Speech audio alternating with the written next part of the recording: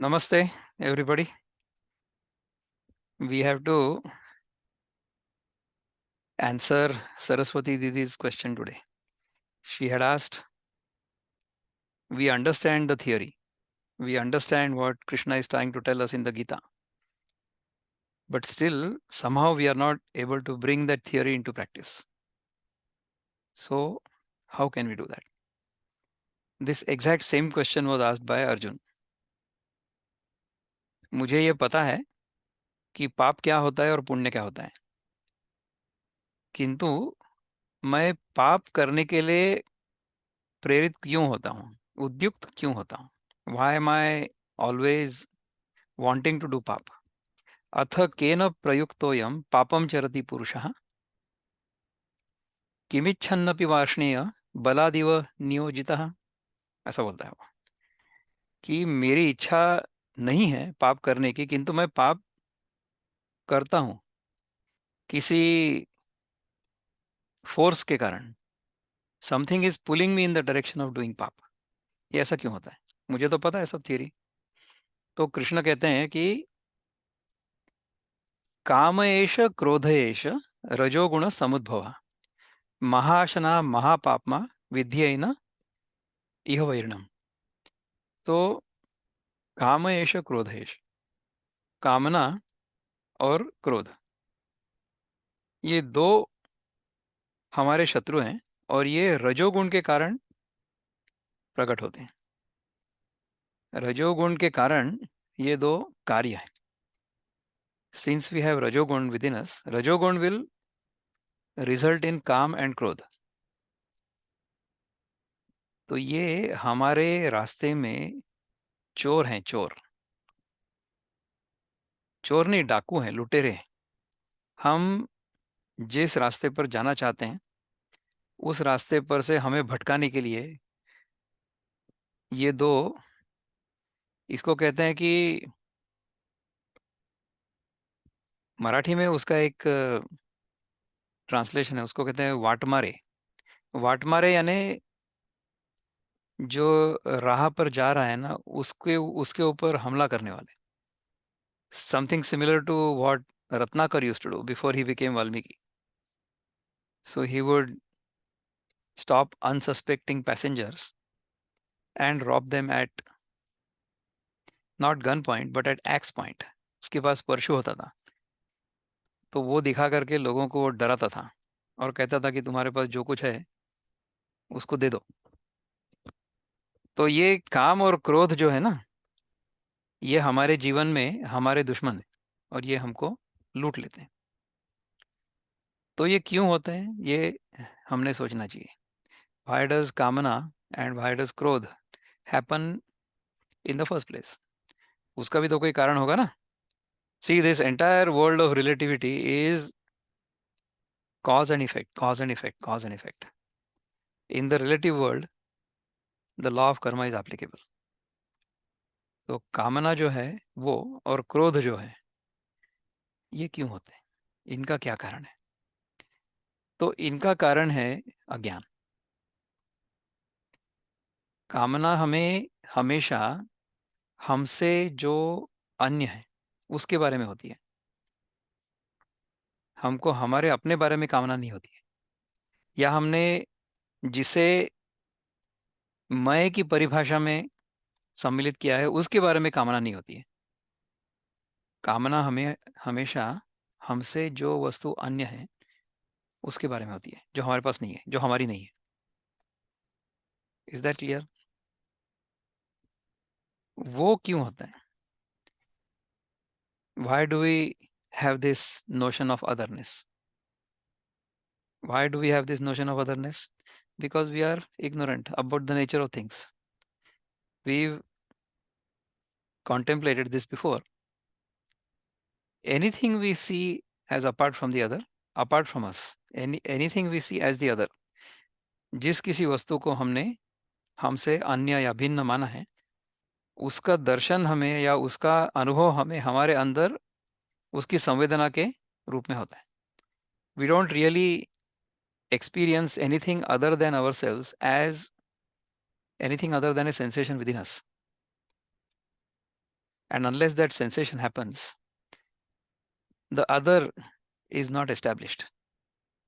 जब तक हमारे मन में अन्य वस्तु की संवेदना उत्पन्न नहीं होगी, तब तक उस अन्य वस्तु का अस्तित्व हमारे लिए नहीं होगा। सोचो इसके ऊपर।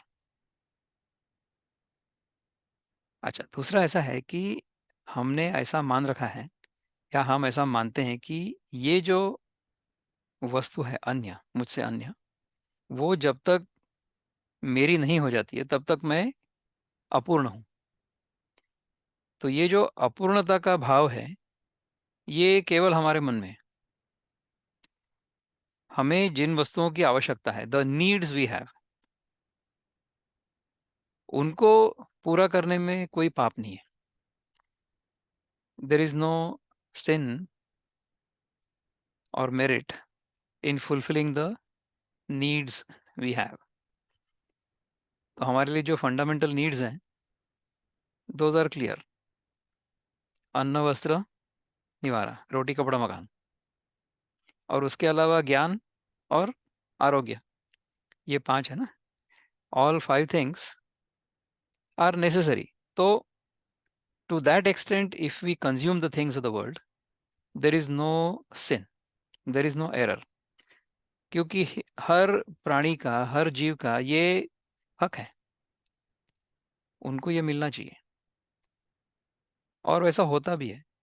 प्रकृति में जब तक किसी जीव की आवश्यकता की पूर्ति होने का सामान तैयार नहीं है, तब तक वो जीव उस सृष्टि में पैदा ही नहीं होता। That is nature's principle. ये भी गीता में ही आया है। अन्नात् भवन्ति भूतानि पर्जन्यादन्न संभव, यज्ञात् भवति पर्जन्यो यज्ञ कर्म समुद्भव। सो अन्न से भूत तैयार होते हैं, यानी जीव। सो organisms are created from the food they consume. So what comes first? Organism or the food? The food has to come first. Otherwise the organism will not even be created. जब तक माँ के पेट में बच्चा 9 महीना रहे और बढ़े, ऐसी परिस्थिति तैयार नहीं हो जाती है, तब तक माँ के पेट में बच्चा आ ही नहीं सकता। So the woman will not become pregnant unless the condition in her belly is conducive for the seed to grow. तो जब तक एनवायरमेंटल कंडीशन ठीक से तैयार नहीं हो जाती है, तब तक उसमें ऑर्गेनिज्म अपीयर नहीं हो सकता। यह है सिद्धांत। तो अगर हम हमारी आवश्यकता के अनुसार वस्तुओं को ग्रहण करेंगे तो उसमें कोई पाप नहीं है। किंतु हमारे मन में तो लोभ है, और चाहिए और चाहिए और चाहिए। हम लोग जितनी आवश्यकता है उतना लेकर के संतुष्ट नहीं होते। वी ऑलवेज वांट मोर, ये दिल मांगे मोर, ऐसा होता है ना। तो ये अगर हमारे मन में भ्रम रहेगा, तो हम सुखी नहीं हो सकते। Not possible. क्योंकि वो जो हमारे मन में लोभ है, उसके कारण हमें ऐसा लगते रहेगा कि जितना मेरे पास है उतना पर्याप्त नहीं है। So I will have this sense of incompleteness all the time. ये पूरा नहीं हुआ है। तो ये जो इनकम्प्लीटनेस है ना, इसके कारण कामना उत्पन्न होती है। और कामना की अगर पूर्ति हो जाती है तो फिर लोभ उत्पन्न होता है। So if my desires are fulfilled, then I am greedy. और होना चाहिए, और होना चाहिए। If the desire is not fulfilled, फिर गुस्सा आता है। ये है क्रोध। तो कामना और क्रोध, ये दोनों अज्ञान के कारण होते हैं। क्योंकि अज्ञानवश हमने इस जगत को हमसे अन्य माना है। और उस जगत का हम जब ग्रहण करेंगे, when we consume things from the world, we will become more complete and therefore happy. ये भ्रम है। तो when the desire is fulfilled temporarily, we are happy, no doubt. मुझे अगर भूख लगी है, मैंने खाना खा लिया, मेरा पेट भर गया, मैं सुखी हूं अभी। तो ये तो हमें अनुभव हमेशा आता है। किंतु इन 5 आवश्यकताओं से अधिक जब हम ग्रहण करना चाहते हैं या हम अपने पास जमा करना चाहते हैं, तब हम पाप करते हैं। So if we get out of this fundamental ignorance of the world as apart from us,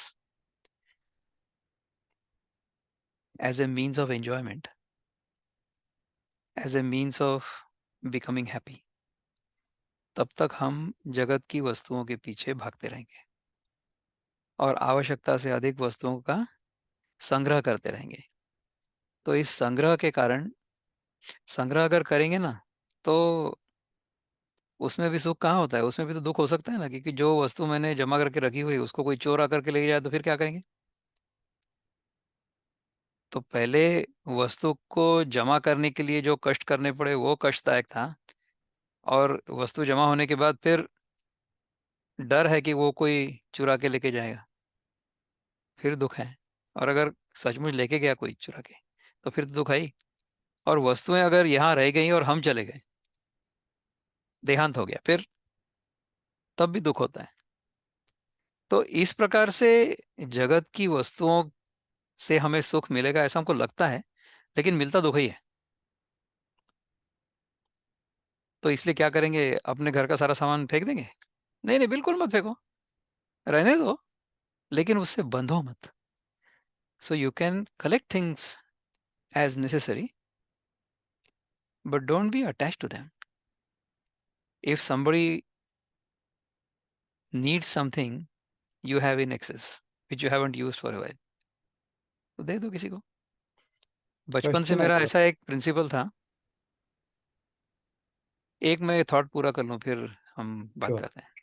बचपन से मेरा एक ऐसा प्रिंसिपल था कि every 6 months I would go through the entire inventory in my house. जो मेरा सामान था ना, 6 महीना में मैं इन्वेंटरी करता था कि ये पिछले 6 महीने में मैंने कौन सी वस्तु का उपयोग नहीं किया है, तो उस वस्तु को मैं बेच देता था अगर बिकेगी तो। नहीं तो फिर मैं किसी को दे देता था,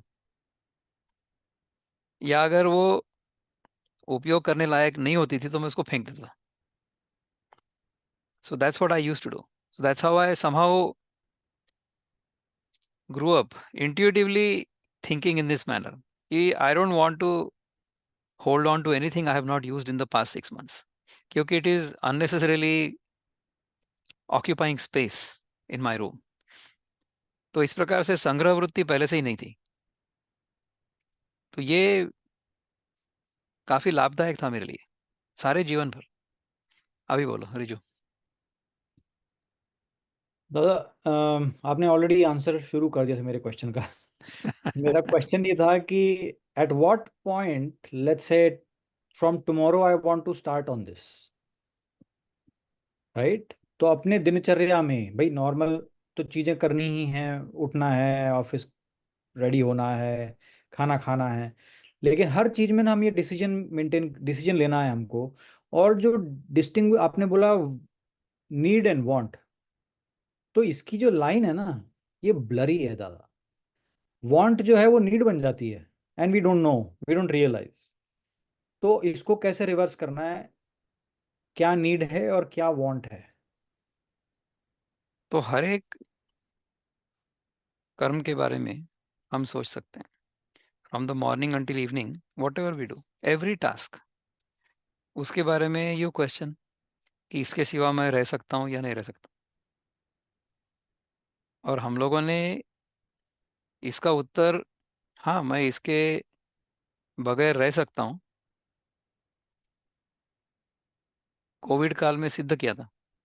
when we were under the COVID lockdown, we learned how to do without a number of things. What actually happened during that time is because we were utilizing only those things that were necessary, absolutely necessary. तो हमारा जो unnecessary कर्म था ना वो बंद हो गया. So we stopped undertaking unnecessary activities. So only essential activities and essential functions were going on in the government, in the society, in the office, in our home. So all unnecessary activity stopped. Activity में क्या होता है देखो, activity में कुछ ना कुछ तो वेस्ट निकलता है. In any human activity, if nothing else, at least heat will be generated. So if we have stopped all unnecessary activities, then unnecessary creation of heat or energy or wasted energy will stop. ऐसे ही हो गया था. Of course, because activities were curtailed, pollution levels also went down, because of which the environment had a chance to recover. And recover it did beautifully. Environmental recovery का जो prime example है ना, वो है Chernobyl. In the former Soviet Union there was a place called Chernobyl that housed a nuclear reactor. उस Chernobyl में accident हो गया था और न्यूक्लियर रेडिएशन वहां से स्प्रेड आउट हो गया. तो उसके एक स्पेसिफिक रेडियस में, I am thinking about 30 mile radius of that Chernobyl nuclear power plant, nobody went. क्योंकि सबको डर लगता था वहां पे रेडिएशन होगा और उसके कारण हमें कैंसर वैंसर हो जाएगा. तो वहां पर हम जैसे एनवायरमेंटल साइंटिस्ट्स ने सबसे कह दिया कि यहाँ पर अगले 100-200 साल तक कुछ नहीं होने वाला, because this whole place is so full of radiation, it will be difficult for life to tolerate this kind of radiation. Lo and behold, in about 25-30 years, a lot of life activity was going on there. Because human beings did not interfere in that ecosystem, all other organisms had a field day. So those organisms that could tolerate that kind of radiation were living and propagating happily. So what I should conclude from this? The ecosystem there, or the organisms in that ecosystem were less afraid of the radiation than of human beings. तो अगर मनुष्य होता है किसी ecosystem में तो सबसे डरावनी वस्तु वही है. ऐसा सोच सकते हैं हम, क्योंकि जब वहां पर मनुष्य नहीं था, रेडिएशन था. So there was a physical danger we had perceived, but many other organisms were able to survive in that level of radiation, but there were no human beings.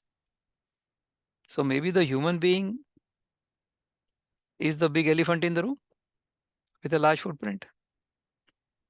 ऐसा हो सकता है, ऐसा ही है. इस पृथ्वी पर सबसे अधिक गहरी छाप किसी ने अगर छोड़ी होगी ना, तो वो मनुष्य के लोभ ने छोड़ी है. This world has plenty of resources to fulfill everybody's needs, no problem. But the world, not just this world, but many worlds, universe, will not be enough even for one person's greed. एक मनुष्य के मन में अगर आता है कि मुझे सारी सृष्टि का मालिक बनना है, तो उस लोभ का कोई अंत ही नहीं. So this whole universe will not be sufficient to fulfill even one person's greed, whereas our planet has enough to provide for everybody's need at those 5 basic things level. जो 5 वस्तुएं मैंने बताई थी ना, रोटी कपड़ा मकान, ज्ञान और आरोग्य, तो इन 5 की पूर्ति इस पृथ्वी पर कम से कम 1500 करोड़ लोगों की हो सकती है.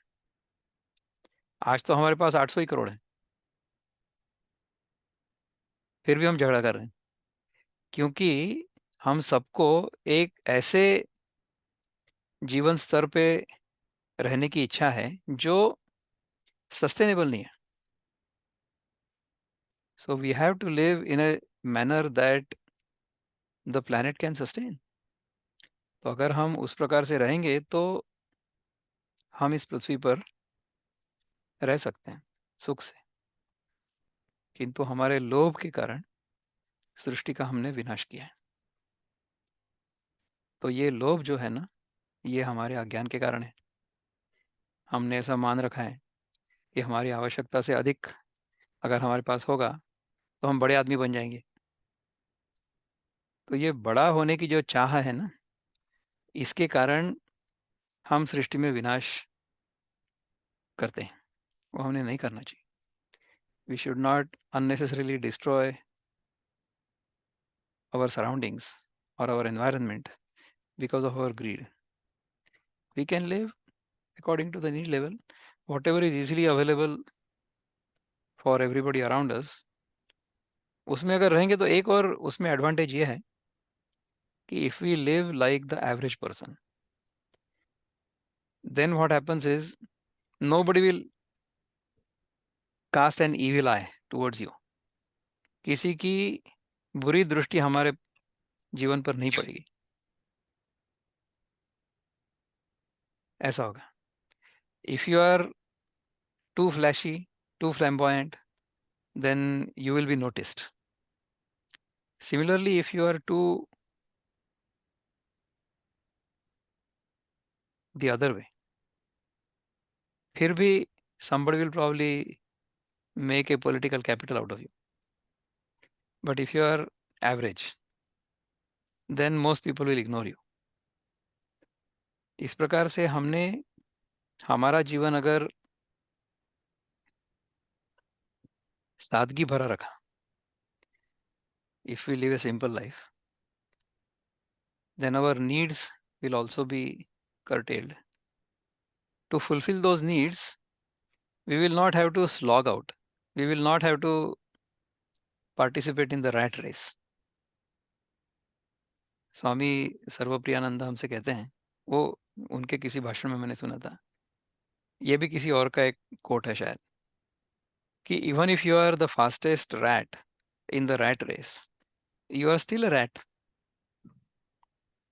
No reason to be a rat. Be a human being. So if we live our life in this manner, if we consistently live our life in this manner, then we will always be happy. और हम जो कुछ भी करते हैं ना, ये केवल सुखी रहने के लिए ही करते हैं. तो अगर हम सादगी भरा जीवन जिएंगे और हमेशा सुखी रहेंगे, तो this it is better than living a flashy life and be dissatisfied. मेरे पास अगर 500 रुपये हैं और उसमें मेरा सारा जीवन चल सकता है, लेकिन मेरे मन में ऐसा विचार है कि मुझे 1000 रुपये चाहिए, तो I am actually poorer by 500 rupees. किंतु अगर मेरे मन में 250 रुपये में मेरा काम चलाने की कैपेबिलिटी है, तो then I am actually richer by 250 rupees. ऐसा है. तो इस प्रकार से हम रहेंगे तो अच्छा है. Does this make sense? Yes दादा, thank you. So Saraswati I think दीदी. in short, the takeaway from today's session is stay detached. Stay detached from the worldly things, of course, but even other petty things. That way, paap karne ki, you will not think about it because you are detached to even when someone says something to you and that time you feel angry, even at that point you have to stay detached. That way you don't create that path of giving answering back, because we don't answer back at that point in a good way. Your language gets sluggish or whatever, so I take it that way. Just stay detached from every single thing. Am I nice. right? Am I right? या हमने in any situation, if you step Yeah. Back a minute take a deep breath, you can respond to the situation, you don't have to react. Priyanka दीदी, I think you wanted to say something. कुछ बोल रही थी क्या? नहीं. No, the only way we can detach ourselves if we want to is to know that all the likes and dislikes are coming from inside. Okay, I like a flower. So if I like a flower, I will definitely not like the thorn. So I am, I'm, if I like greenery, then I'm definitely not going to like the barren land. So I am unconsciously creating dislike, you know. So अगर मैं attachment कहीं पे भी जोड़ती हूँ, I am unconsciously creating. It's a second side of the coin, the other side of the coin. Getting generated on its own. So I have to know that whatever happening outside is just a part of process. It's going to remain outside, and I don't have to I have to attach my plug of liking and disliking to outside, rather than it keeps inside. If at the most, if I judge my body, that is the best thing. If the food that I ate, is it hurting me, is it making me feel better, if I attach my like and dislike limited to my body self, I'm living a good human life, I suppose. This is what I felt so far.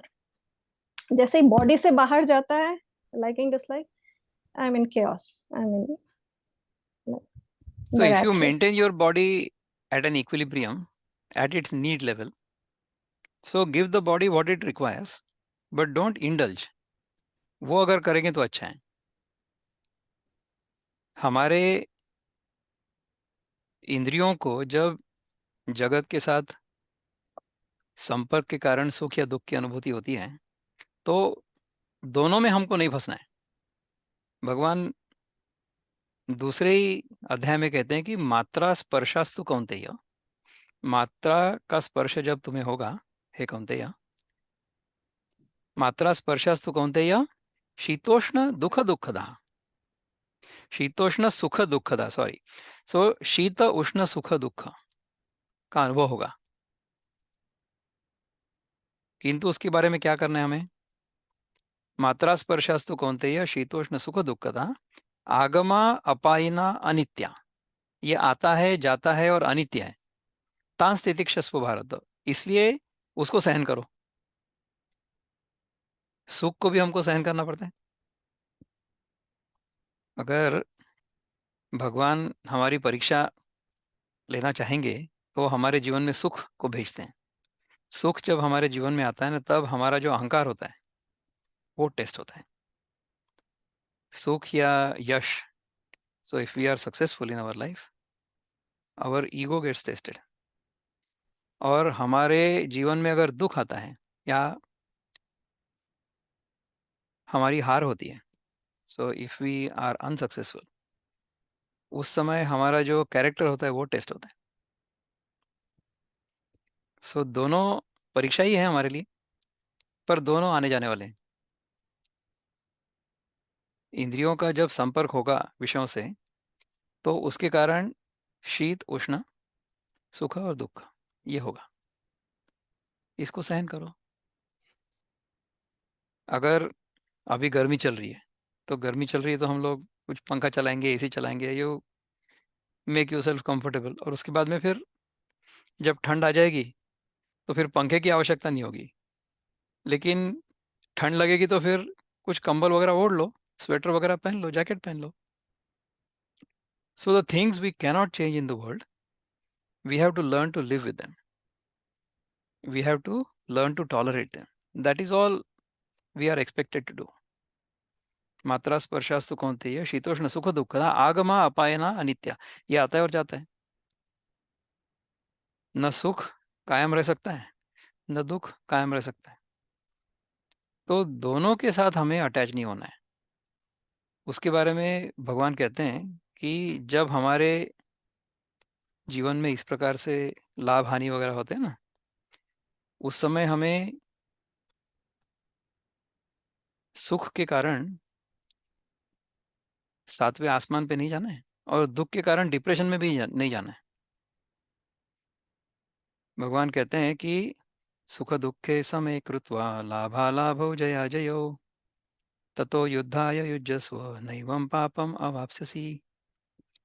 तो सुख और दुख तो हमारे जीवन में आएंगे, लाभ और अलाभ कुछ भी करेंगे हम, तो either we will be successful or unsuccessful.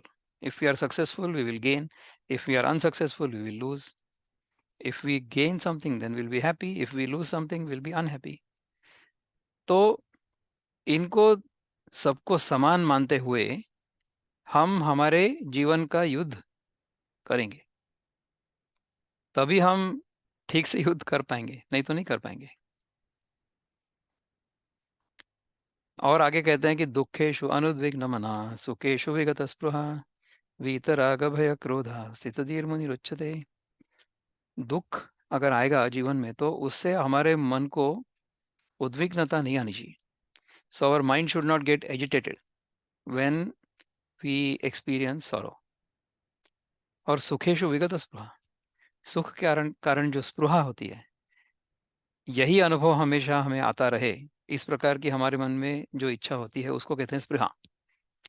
तो सुख की अनुभूति की स्पृहा मन में निर्माण ना हो, इस प्रकार से अगर हम रहेंगे तो उसको स्थितधीः मुनि उच्यते। स्थितधीः मतलब जिसकी धी धी यानी बुद्धि स्थिर हो चुकी है, ऐसा मुनि है वो। क्यों? क्योंकि उसने इनकी अनित्यता का सत्य समझ लिया है। Everything is temporary, it will come and go, come and go, come and go. तो उससे ना कहीं ऊपर चढ़ना है ना नीचे जाना है।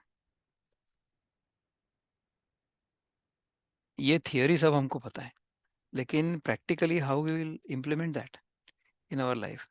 The only way we can implement in our life is, number one, we understand this. Listen, श्रवण,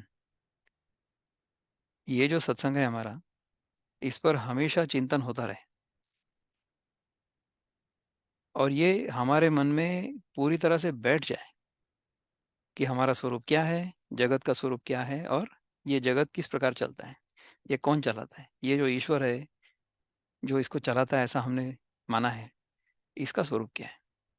ये अगर हमें समझ आ जाता है तो हम लोग इसके साथ वैसे ही रहेंगे जैसे रहना चाहिए, और हम सुखी रहेंगे। So listen, keep listening to this all the time. अगर कुछ समझ में नहीं आता है तो डिस्कस इट,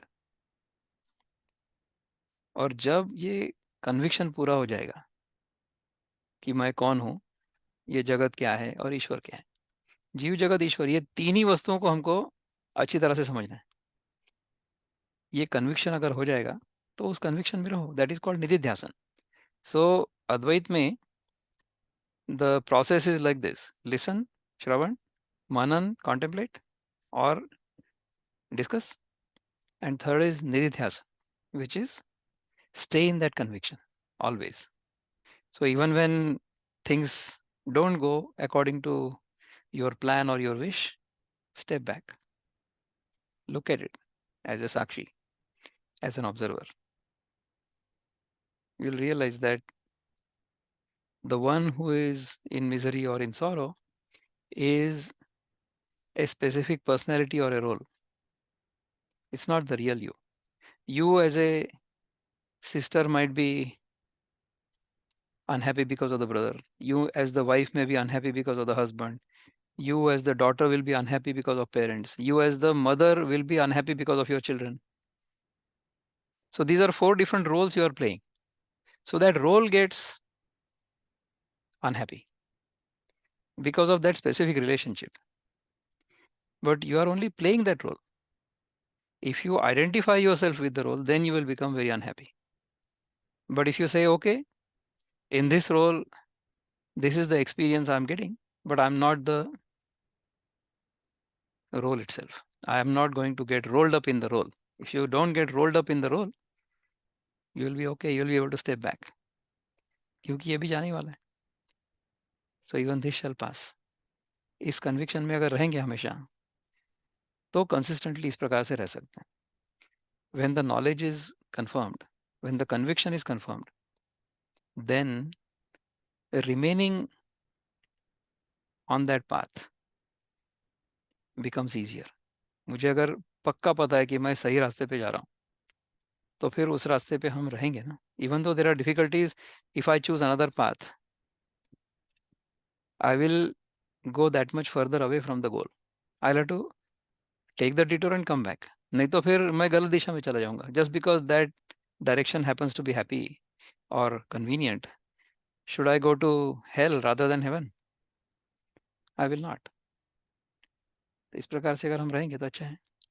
सरस्वती दीदी, you had asked me this question last time, so you have any further? I think we digressed. This is my thinking as I'm listening to you. Sure. You were talking about wants and needs, and then we went to likes and dislikes. So this kind of change. All right, so let's come back to the wants and needs. Yeah. So fulfilling needs is okay. Yeah. That is what we said. Fulfilling needs is always okay.